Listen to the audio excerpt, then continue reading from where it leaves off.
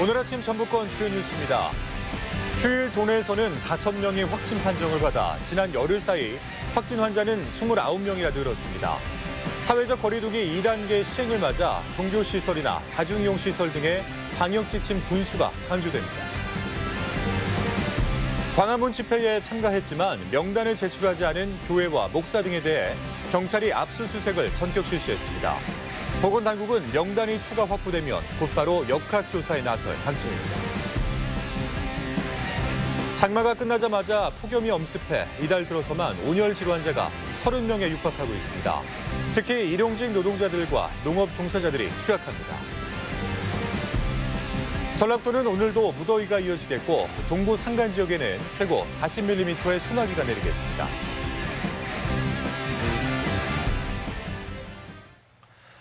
여러분 안녕하십니까? MBC 뉴스투데이 이어서 전북권 뉴스입니다. 어젯밤 늦게까지 도내 코로나19 확진자가 5명이 추가돼서 모두 72명으로 늘었습니다. 지역 감염 사례들인데 대부분 자가격리 중에 확진 판정을 받은 겁니다. 사회적 거리두기 2단계가 시행 중이어서 종교시설이나 다중이용시설에는 더욱 주의가 요구되는데요. 자, 이런 가운데 이전 확진 환자가 다녀간 음식점에 경찰관 20여 명이 비슷한 시간대에 이용한 것으로 확인돼 별도의 조치가 내려지기도 했습니다. 임홍진 기자입니다. 군산에 사는 40대 남성이 68번째 확진 환자로 보고됐습니다. 이 환자는 서울사랑제일교회발 N차 감염으로 추정되는 54번째 확진 환자의 지인으로 기침과 인후통을 보여오다 최종 확진 판정받았습니다.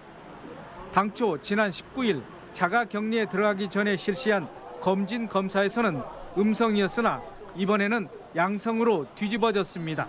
증식이 돼서 몸 밖으로 배출이 돼야 양성 판정을 받을 수 있는 거기 때문에 14일 이내에는 전주의 69번 50대 여성과 70번 60대 남성 확진 환자는 방문 판매업자인 67번 확진 환자와 접촉한 뒤 자가 격리 중에 양성 판정을 통보받았습니다.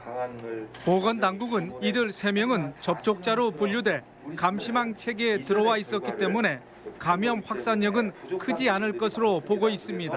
또 수도권발 감염 전파가 지역 내에서 짧은 시간에 이루어지고 있어 검사를 거부하거나 연락이 닿지 않는 이들에 대해 신속한 이행을 촉구했습니다.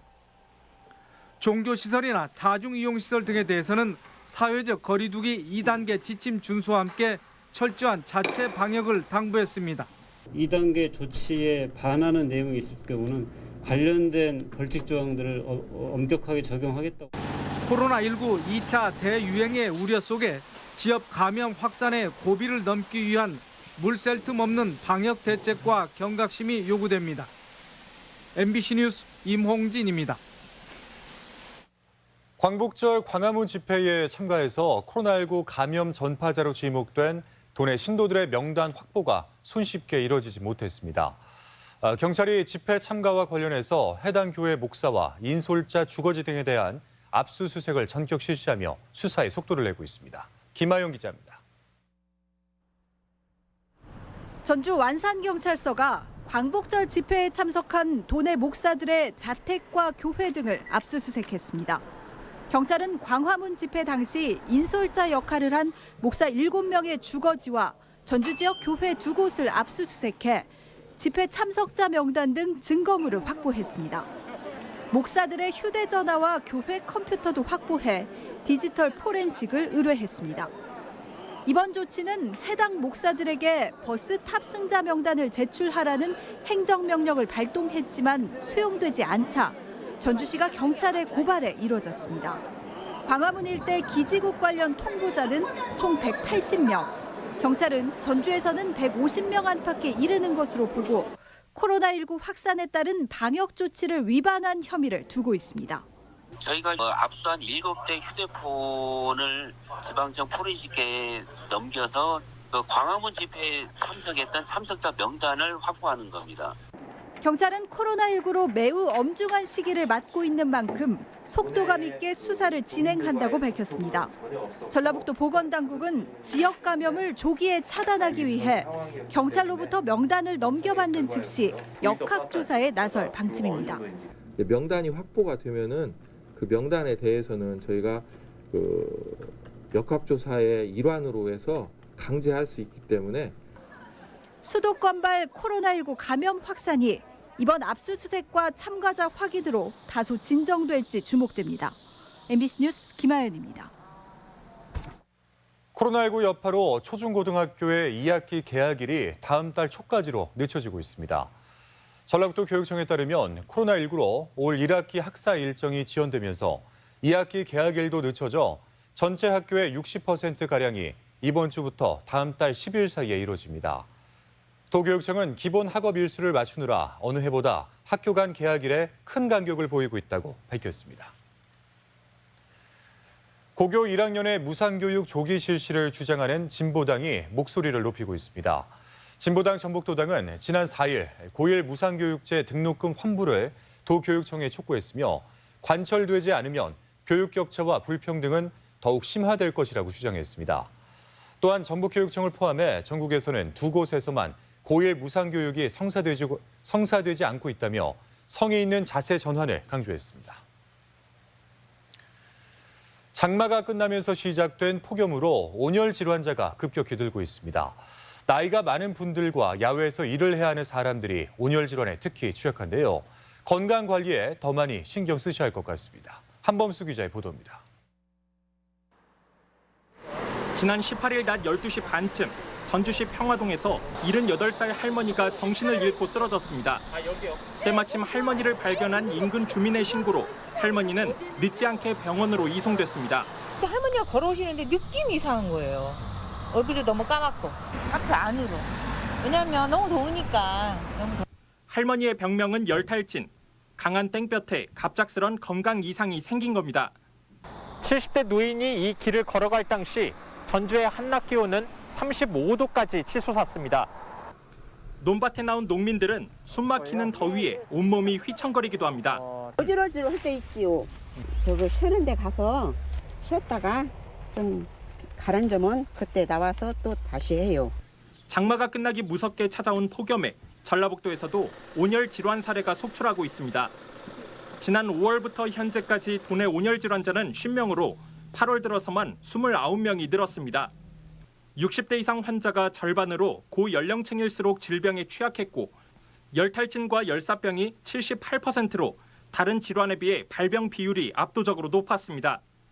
폭염을 견디며 일을 하는 일용직 노동자들과 나이가 많은 농업 종사자들이 온열 질환에 특히 취약한 상태입니다. 혹시라도 의식이 없는 경우는 물을 억지로 먹이지 말고 시원한 장소에서 찬물로 온몸을 적셔가지고 체온을 떨어뜨리면서 기온이 높은 한여름에는 아침과 저녁 역시 온열 질환으로부터 안전하지 못한 만큼 철저한 대비가 필요합니다. MBC 뉴스 한범수입니다. 전주시가 장기간 방치된 빈집에 대한 관리를 강화합니다. 전주시는 관내에서 1,900여 호의 빈집을 찾아 노후화 정도에 따라 1에서 5등급으로 분류했으며 3등급 이하 빈집에는 가림막 설치 등 안전 조치를 할 예정입니다. 또한 한국국토정보공사와 함께 빈집은행을 운영해 빈집 매매를 활성화시킨다는 방침입니다. 아시아 유일의 종자 연구 저장 시설인 국립백두대간 수목원의 글로벌 시드볼트에는 현재 6만 점이 넘는 종자가 저장 중인데요. 안전성을 확보한 블랙박스 시스템이 도입되면서 종자 수집에 한층 탄력이 붙을 전망입니다. 안동 MBC 엄지연 기자의 보도입니다. 해발 600m, 지하 46m에 조성된 백두대간 수목원의 글로벌 시드볼트. 노르웨이 스발바르 세계 종자보관소에 이어 세계 두 번째로 건립된 종자 연구 저장소로 종자 200만 점을 연구 저장할 수 있는 현대판 노화의 방주입니다. 2018년 5월 수목원 개원과 함께 가동된 글로벌 시드볼트엔 국내외 53개 기관의 종자 6만 1000여 점이 저장돼 있습니다. 코로나19로 종자 해외 수집이 중단된 상황. 하지만 백두대간 수목원은 국내 최대의 식량 종자를 보유한 전주 농업과학원에서 만여 점을 기탁받으면서 종자 수집에 다시 박차를 가합니다. 이 백두대간 시드볼트는 저희보다도 그 토굴 속에 있어서 안전도가 훨씬 좋습니다. 그래서 저희로서는 이제 이 백두대간 수목원에 종자를 보관하게 됨으로써 삼중 중복의 체계를 구축하게 됐습니다. 과거 조선 왕조실록의 멸시를 막기 위해 전국에 사고지를 둔 것처럼 식량 종자의 보존을 위해 현재 수원과 전주에 있던 종자를 봉화 백두대간 수목원으로 분산한 겁니다. 향후 6년간 들어올 식량 종자는 18만 7천여 점으로 특수 제작한 블랙박스 형태로 입고됩니다. 수탁자 검증하에 종자를 밀봉하면서 검수 과정에서 발생할 수 있는 종자 오염과 분실, 도용 우려를 원천 봉쇄한다는 취지입니다. 중간에 종자 손실이 생긴다든가 아니면 훼손 우려 같은 거를 방지하기 위해서 하는 이런 시스템이기 때문에 앞으로 해외에서 도입을 할 때 안전적으로 이렇게 도입할 수 있는 그런 기반을 마련했다고 볼 수가 있겠습니다. 여기에 해외에서 들어오는 수목원의 기탁 종자는 블랙박스 미개봉 형태로 검역하도록 하는 식물방역법 개정안이 지난달 시행되면서 해외 기관을 상대로 한 종자 수집은 보다 활발해질 전망입니다. MBC 뉴스 엄지연입니다. 군산 지역 특산품인 꼬꼬마 양배추를 이용한 기능성 식품과 의약품 개발이 추진됩니다. 군산시는 전북형 미래혁신식품 기술개발 지원 사업을 받아 꼬꼬마 양배추에서 비타민 U로 알려진 기능성 물질 추출 기술 개발이 다음 달에 완료될 것이라고 밝혔습니다. 꼬꼬마 양배추는 위점막 보호와 소화 촉진에 도움이 되는 기능성 물질이 일반 양배추보다 1.6배나 많이 들어있는 것으로 알려졌습니다. 전북은행이 외국인 근로자에 대한 대출을 확대하고 있습니다. 전북은행은 지난 6월부터 도내 3만 6천여 체류 외국인 가운데 영주권자와 결혼 이민자, 비전문 취업 비자를 가지고 있는 1만 6천여 명을 대상으로 전용 대출 상품을 통한 금융 지원에 나서고 있습니다. 전북은행은 외국인 근로자들이 자국에서 받은 30~40%의 고금리 대출을 대체할 수 있어 생활 안정을 기할 수 있다고 밝혔습니다. 김제시가 먹거리 안전성과 로컬푸드 활성화를 위해 지역의 친환경 농산물로 학교 급식을 지원합니다. 지역 소식 조수영 기자입니다. 김제시가 김제교육지원청, 지평선 친환경 급식지원 협동조합과 함께 학교 급식 농산물 지원을 위한 업무 협약을 체결했습니다. 이번 협약으로 지역에서 생산되는 농산물이 초중고 98개 교에 우선적으로 공급됩니다. 지난달 준공된 친환경 농산물 학교 급식 공공센터는 친환경 선별장과 저온 저장고 등을 갖추고 신선 급식 재료를 제공하고 있습니다. 학생들의 건강 보장과 농가 소득 증대를 기대할 수 있으며 먹거리 선순환 체계를 구축하여 푸드플랜 종합계획을 추진해 나갈 계획입니다. 고창군이 고창 멜론의 싱가포르 수출을 위해 품질 평가회를 열고 소비자 입맛 조사에 나섰습니다. 고창 황토멜론 연구회는 싱가포르 주재 한국무역협회와 함께 고창 멜론 생산 시기인 11월 말까지 수출을 진행하기로 했습니다. 고창 멜론은 지난해 처음으로 온라인 경매를 통해 낙찰됐는데 1세트에 210만 원의 가격을 기록해 화제가 됐었습니다. 40년 고창 수박의 노하우에 볏짚을 활용한 땅심 올리기 등 고창 농민들의 사랑과 열정이 가득해서 세계 최고의 멜론이 되도록 힘쓰겠습니다. 완주군 커뮤니티 비즈니스 재단이 치매 어르신들의 안전사고 예방을 위해 배회감지기 20대를 완주경찰서에 전달했습니다. 배회감지기는 GPS가 장착돼 보호자가 스마트폰을 통해 위치를 확인할 수 있으며 치매 안심센터에 등록된 치매 환자와 저소득층 주민에 보급될 예정입니다. 정읍시 장애인 종합복지관이 장애인 차량 무상점검 서비스를 실시해 호응을 얻고 있습니다. 무상점검은 현대자동차 정읍지점과 전주서비스센터 소속 정비사들의 재능 기부로 이뤄졌으며 각종 차량 장치의 점검과 함께 수리 상담이 진행됐습니다. MBC 뉴스 조수영입니다. 도내 골프장의 농약 사용 실태 파악이 이루어집니다. 전라북도는 골프장과 인근 지역의 환경 피해 예방을 위해 오는 9월까지 골프장의 맹독성 농약 사용과 농약 안전 사용 기준 준수 여부를 조사합니다. 대상은 전주와 남원, 무주 등 도내 골프장 27곳으로 농약 사용량과 품목을 비롯해 골프장 토양과 유출수의 농약 잔류 농도 등이 조사되며 결과는 환경부로 보내지게 됩니다. 한국판 그린 뉴딜을 선도할 유망 중소기업을 모집합니다. 전라북도는 다음 달 1일까지 도내 중소기업의 신청 지원을 거쳐 유망 중소기업 20개사를 선정한 뒤 인증기간 5년 동안 경영 안정자금 최고 5억 원, 박람회 참가 등의 특혜를 주기로 했습니다. 신청 대상은 제조업 또는 지식기반 산업으로 올해는 한국판 뉴딜의 핵심 축인 그린 뉴딜 지원을 위해 녹색 인증 보유 기업에 가산점이 부여됩니다. 전주시는 인공지능이나 블록체인 등 디지털 뉴딜 인재 양성을 위한 제2디지털 교육밸리 구축 사업이 과학기술정보통신부 공모에 최종 선정돼 국비 51억 원을 확보했다고 밝혔습니다. 전주시는 이에 따라서 전주역 앞에 복합 교육 공간을 조성하고 혁신기업 한컴과 함께 농생명, 금융 분야 인공지능과 블록체인 등 교육과정을 운영해 앞으로 4년 동안 핵심 인재 1,000명을 양성한다는 계획입니다. 다음은 행사와 문화 소식을 전해드리겠습니다.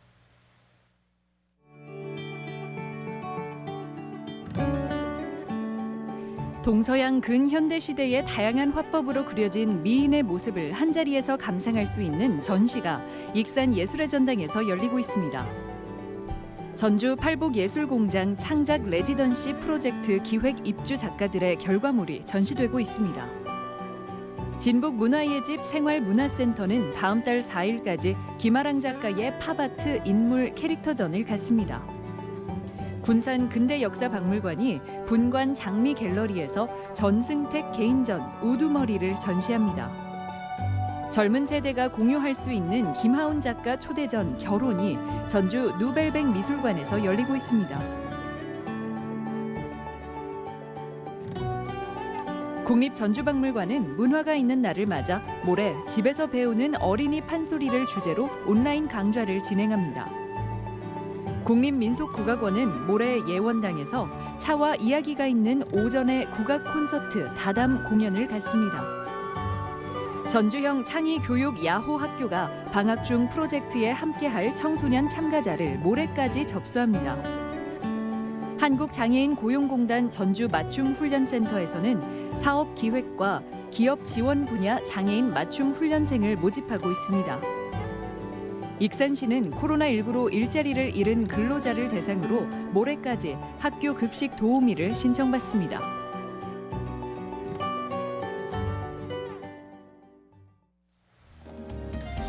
끝으로 날씨입니다. 도내 전역에 폭염특보가 발효 중인 전라북도는 오늘도 무더위가 이어지겠고 동부 산간 지역에는 최고 40mm의 소나기가 내리겠습니다.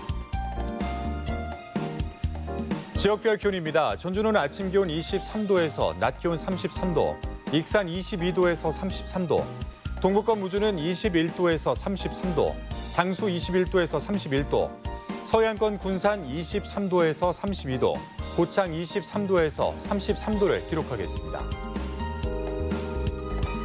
현재 초미세먼지 농도는 군산과 진안, 장수, 무주는 좋음, 나머지 지역에서 보통 수준을 보이고 있습니다.